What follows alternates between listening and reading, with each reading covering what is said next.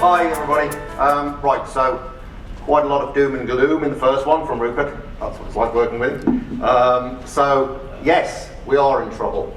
Yes, things are absolutely awful.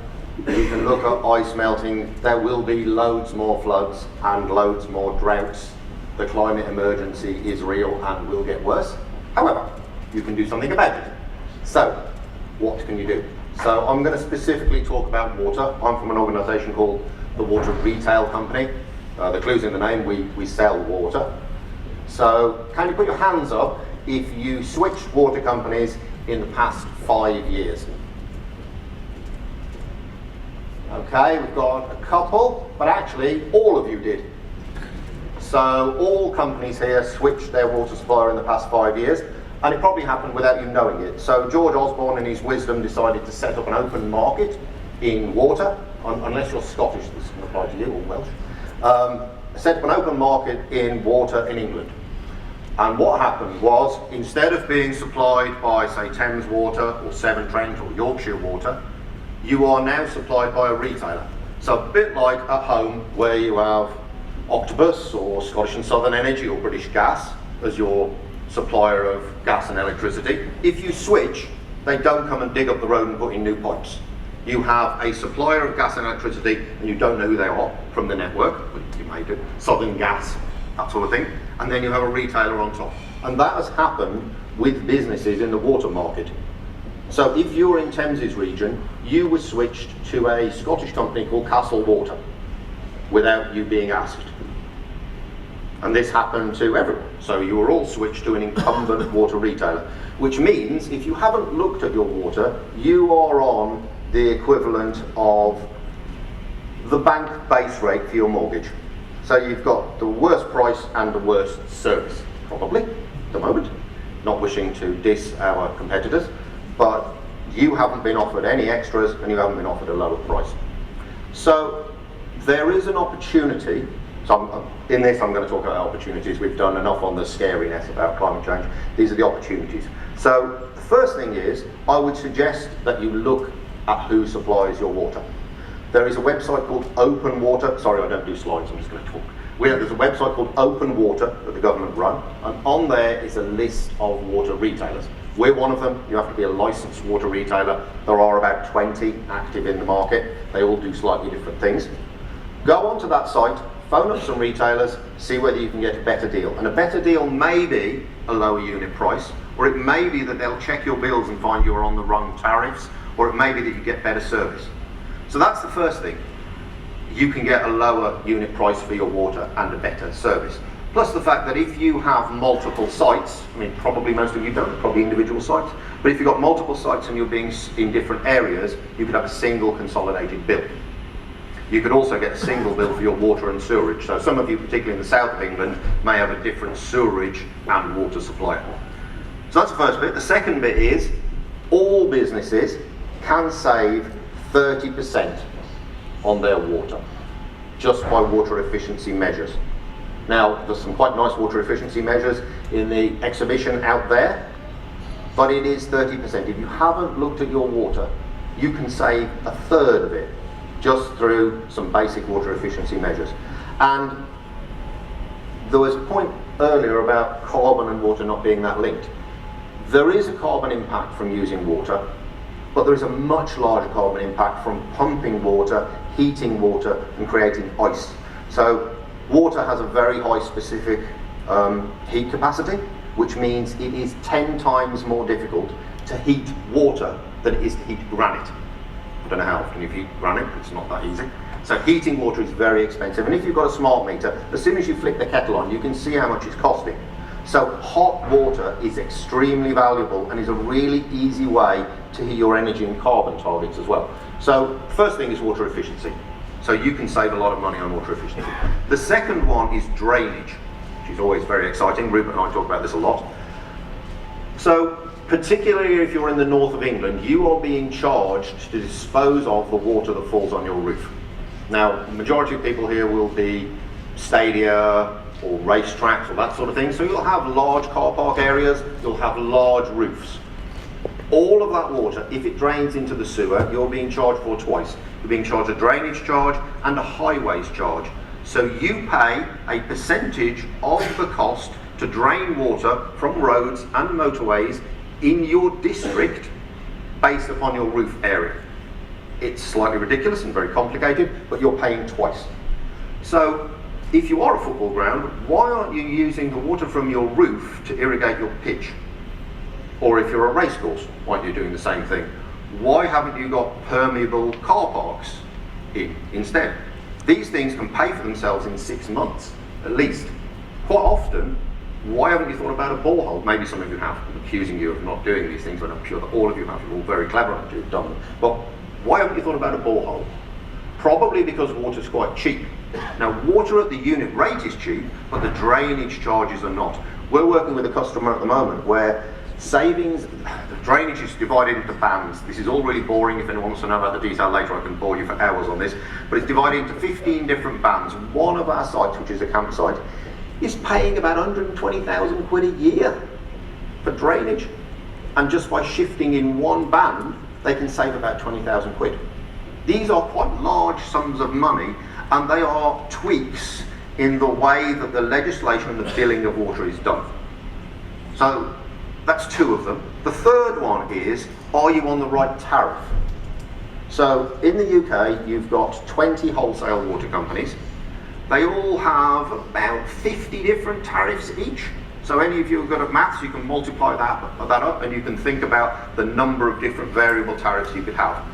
Now, I'm sure you're all mathematical geniuses, but I don't think you've gone through every single permutation of every tariff that you could have. You probably haven't looked at the size of the meter that you've got, because your bill depends on the size of the meter. You probably haven't looked at whether you've got trade effluent or return to sewer. Oh, I'm really excited at parties. Trade effluent or return to sewer. So return to sewer is where there's a presumption that this is the amount of water you use and this much of it goes into the sewer. So 5% is drunk or whatever, or evaporates, but the rest of it goes into the sewer. That's not the case in your businesses. If you're irrigating turf, or you've got large numbers of people coming in and having showers, or there's swimming pools, or there's evaporative stuff, that isn't the case. So your return to sewer is wrong. And you can immediately save money on this. Also, if you have, well, probably you don't, but quite often there are hotel complexes with a lot of sports venues. If you have a swimming pool, you could be on something called a trade effluent tariff instead of a return to sewer tariff. So one of our big customers, we just saved them 96,000 quid by shifting the tariff. All we did was switch them from a return to sewer tariff to a trade effluent tariff. We have to fill in one of the forms, and that's it, and they get the money back, because they've been on the wrong tariff for the past 2 years. Now, there are lots and lots of these opportunities, and when you go onto this open web water website that I talked about earlier, you will see a list of different water companies, and you can choose from those. But quick advert for our one, I'm not supposed to do this, but we will not give you, it's not a good advert, because I'm about to say we will not give you the lowest price. So we will not give you the lowest unit price.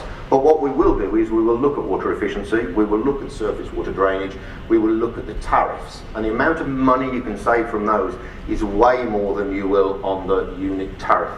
So I think many sports grounds have not really looked at water. They've probably looked at it from a, how do we make sure the pitch is irrigated well, how do we make sure that the washrooms are good, and they've probably started to look at products like Conti or EcoProd, where you can get really efficient products that give you a better service for your customer and reduce price. But you probably haven't lifted the bonnet of the car and looked at all of the detailed nitty-gritty bits of water. And there are lots and lots of opportunities there. So, opportunities from a water saving viewpoint, opportunities from a money viewpoint, opportunities from an environmental viewpoint. I think the fourth one is your clients and visitors and fans and customers will start wanting to see that you're doing this. It's the sort of stuff Rupert was talking about earlier. Everyone is becoming more environmentally conscious, and they don't want it to affect their lifestyle, but if they've got a choice, they will generally choose the more environmentally sound one. And given the number of families you have coming to football grounds and racing, lots of the kids will be asking these questions about environment. So if you've got a racetrack and you've got loads of boom irrigation on that, rather than a base trickle irrigation or a gravity-fed irrigation, people are going to be asking, what's all that water doing spraying all over the place? Same with football pitches. So I think you need to start showing environmental credentials more. And that's going to be easy because a lot of people who work on sports turf or in grounds already have very good environmental credentials and know about this stuff, but you don't talk about it. I mean, even in this stadium, where are the signs shouting the eco-credentials of this building? It has lots of them, but you don't see a sign at the door. I haven't seen any signs here. Even in some of the washrooms, you're not seeing this. I think that, particularly in the sports sector, there should be a lot more boasting about this. So, and then the other one is, the final one, is how does water fit into your strategy? Do you have a strategy for water? How many of you have a strategy for water? Your hands up if you have a water strategy for your site.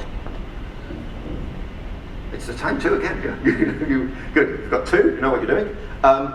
So, what would you do if the water cut off on a match day? Do you know what you'd do? Do you have a contingency supply? You probably have a contingency supply for energy, a backup generator. I bet you have a contingency supply for beer in case that runs out. What do you do if there isn't any water? Do you have supply tanks? Do you know where to get tankers to come in? So we've been dealing with one of these this week. The other thing we've been dealing this week is an E. coli outbreak. What would you do if you had an E. coli outbreak at your site? How would you disinfect the tanks? How would you do that sort of stuff? And the third one, I've had a great week actually so far, has been sewer flooding. So we had a campsite, we have some quite large customers, mainly hotel, leisure, sports, and they got flooded with sewerage into the tents. What would you do if that happened? Do you have contingency plans for your site flooding? What would you do if there was a drought order? So despite the fact there's been quite a lot of rain, there is a drought order in place in parts of southern England, and there are likely to be more coming November, January time. Now they restrict non-essential use. Does that apply to you? Does that mean you can't water your pitch or your track? Do you know that? If you don't have a water strategy, you probably don't know whether that applies.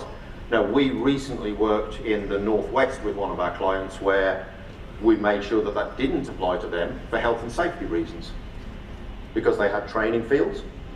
If those training fields were hard and unwatered, people could fall over and injure themselves. And that applies. There are dispensations within the legislation, but again, people generally don't know these things. Or you could have a separate borehole for irrigation. So, I would say that, and again, I'm sure that you all want more work to do, you need a water strategy.